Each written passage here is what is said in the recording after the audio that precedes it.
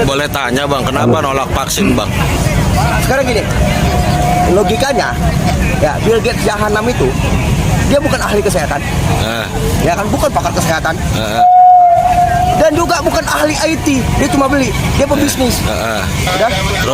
Terus kita dijadikan uji coba. Kenapa nggak di Amerika dia bikin uji coba vaksin itu? Amerika sendiri menolak. Amerika sendiri menolak, malah keluar dari WHO. Terus kenapa nggak di Singapura sana dia bikinnya, usahanya di sana? Kenapa di bangsa ini? Inilah jahatnya. Makanya kita minta kepada Pak Prabowo pecat Budi Gunadi Sadikin. Kita di sini melawan para bangsa, para beguna, para jahanam yang ingin menghancurkan negeri ini, saudara-saudaraku. Sudah cukup proses pembodohan yang mereka lakukan di era COVID iot, di era virus akal-akalan, tapi tidak kali ini. Dan kita mendesak kepada presiden yang kita cintai, kepada pemimpin tertinggi yang kita hormati, yaitu Bapak Presiden Prabowo Subianto, agar segera mencopot dan pecat Budi Gunadi Sadikin. Karena Budi Gunadi Sadikin tidak layak menjadi Menteri Kesehatan di negara ini, karena dia adalah Menteri Kesetanan. Budi Gunadi Sadikin itu Menteri Kesetanan, saudara-saudaraku. Kenapa kita bilang Menteri Kesetanan? Hanya setanlah yang membiarkan rakyatnya menjadi kelinci percobaan. Hanya setanlah yang memasukkan racun-racun ke dalam tubuh rakyatnya. Hanya setanlah yang mengingin rakyatnya sengsara. Hanya setanlah yang ingin menyesatkan manusia, saudara-saudaraku. Kalau Menteri Kesehatan, dia akan melindungi seluruh rakyatnya dari intervensi asing, dari akal-akalan kartel-kartel farmasi, saudara-saudaraku. Tapi Budi Gunadi Sadikin ini bukan Menteri Kesehatan, tapi Menteri Kesetanan, yang menjadikan negara ini, yang menjadikan rakyat ini sebagai binatang, sebagai kelinci percobaan. Kita menolak vaksin akal-akalan si Bill Gates Jahanam tersebut, saudara-saudaraku. Kita menolak vaksin akal-akalan karena kita tahu TBC itu sudah ada obatnya.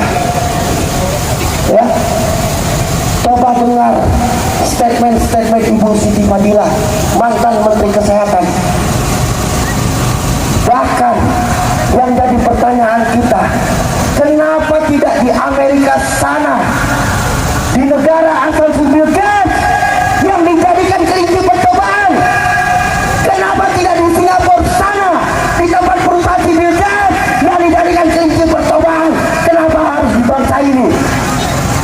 Ini jadi tanda tanya besar. Jangan gadaikan kesehatan kita untuk memperkaya kartel farmasi. Kita harus berani bersuara menolak itu. Ingat, Donald Trump, Presiden Amerika, sudah mengatakan terang-terangan, Bill Gates punya agenda depopulasi, artinya mengurangi jumlah manusia di bumi ini, sehingga dia menciptakan fake medicine, yaitu pengobatan palsu, kawan-kawan. Apa itu pengobatan palsu? Melalui suntik-suntik, yaitu vaksin. Vaksin tersebut adalah racun yang mau disuntikan ke tubuh kita, kawan-kawan. Masih segar dalam ingatan kita ketika virus Cina Jahanam tersebut, COVID-19 yang diberi simbol 19, dimasukkan ke tubuh kita. Apa yang terjadi? Rakyat pada mati, perwira kepolisian ada suntik vaksin mati. Bahkan adik teman saya, adik teman dekat saya, habis disuntik besoknya mati, yang tadinya sehat-sehat saja. dan biaya.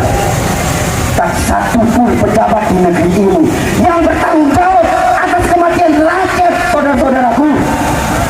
Maka dari itu, sebagai rakyat yang sadar, sebagai rakyat yang memiliki pendidikan, sebagai rakyat yang mencintai negeri ini, sebagai rakyat yang menghormati bangsa ini, mari kita katakan, say not to vaksin. Mari kita tolak vaksin akal-akalan dan kartel-kartel farmasi. Kita tidak mau vaksin itu meracuni tubuh keluarga kita. Karena kalau kita gagal menolak vaksin ini, artinya yang menjadi korban pertama kali siapa? Keamanan kita, pertahanan kita. Siapa yang menjadi korban pertama kali itu disuntikan? Yaitu TNI Polri kita. Mereka mau merusak pertahanan kita.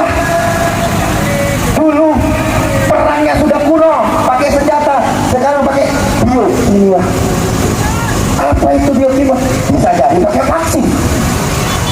Setelah TNI Polri kita dilemahkan, maka dilemahkan nanti sektor kesehatan kita yang akan dijadikan bukti lagi seperti yang lalu.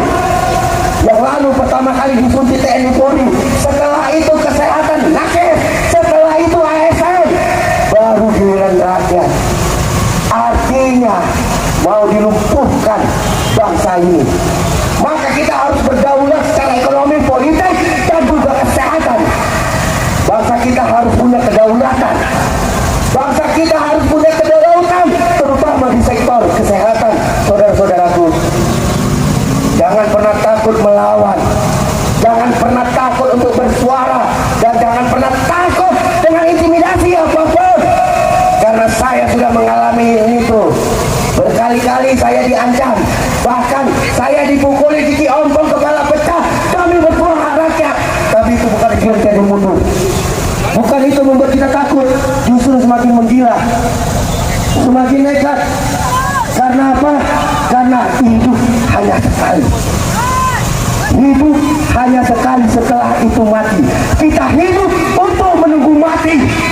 Namun sebelum kematian tiba menjemput kita, sebelum kematian tiba mendatangi kita, maka kita berjuang untuk generasi seperti kita, agar tidak ada lagi anak cucu kita menjadi korban, menjadi kelinci-kelinci percobaan, saudara-saudaraku. Agar tidak ada lagi TNI Polri kita yang dilumpuhkan dengan vaksin jahanam. Agar tidak ada lagi nakes kita dilumpuhkan dengan vaksin jahanam, saudara-saudaraku. Maka dari itu kita melawan. Maka dari itu kita tunjukkan sikap. Maka dari itu kita tunjukkan sebuah perlawanan rakyat.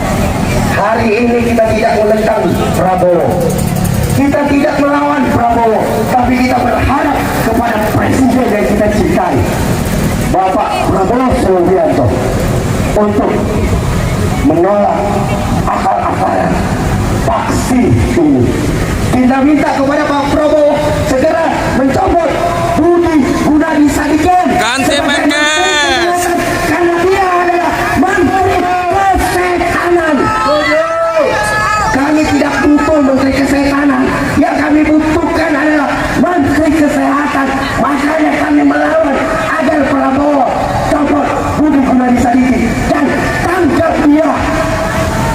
Rakyat Indonesia bukan kelinci percobaan, karena undang-undang kita mengatakan wajib melindungi segenap tumpah darah, melindungi nyawa, melindungi kesehatan rakyat Indonesia. Tapi kalau dijadikan kelinci percobaan, ini bukan melindungi, saudara-saudaraku. Ini bukan melindungi, tapi ini justru mau menghancurkan kesehatan kita, kawan-kawanku. Maka dari itu, kepalkan tinjaumu dan mari katakan saatnya rakyat melawan.